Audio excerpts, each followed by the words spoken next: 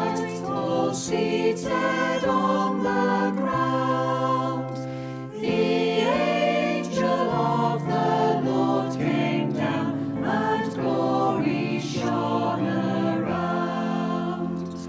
Fear not, said he, for mighty dread hath seized their troubled minds. Glad tidings of great joy I bring to you and all mankind. To you in David's town this day is born of David's line a Saviour who is Christ the Lord, and this shall be the sign. The next part of our story tells us that Mary and Joseph could find no other place to have their baby than a cave where animals were sometimes sheltered and fed. Angels brought amazing news of this special baby's birth. Even in winter, sheep lived out on the hills around Bethlehem. The shepherds took turns to guard through the night. One night a messenger from God appeared to the shepherds. Everywhere was lit up with glory. The shepherds fell to the floor in terror, but the angel said, "Don't be afraid. I'm bringing you the most wonderful news, the most thrilling news for everyone.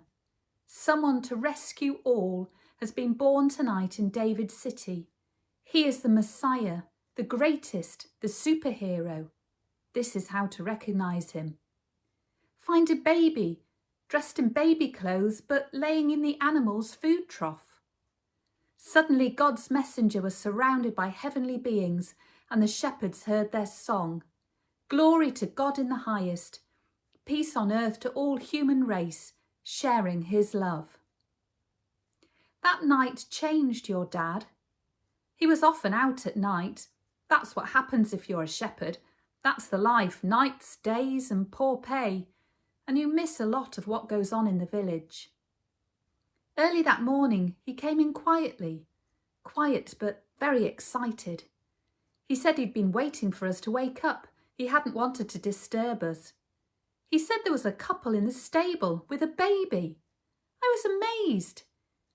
He looked at us with that big smile, then he hugged us all and said, "You know, they've got nothing. They're sheltering in the stable. The stable!" But the minute we stepped through the door, we could feel the peace. They'd put the baby in the manger, and they were both kneeling on the floor, just looking as if the whole earth and sky were theirs, laying there in that manger. He told us what had happened, of course, the angels and the baby and all that, and after that we noticed the difference in him. It was the way he looked at people.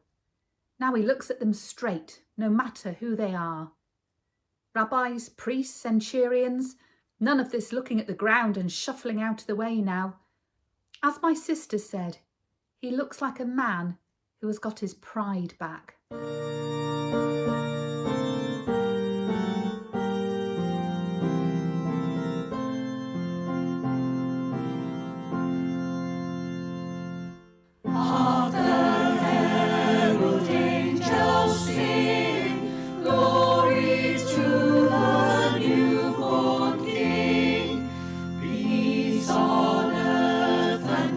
See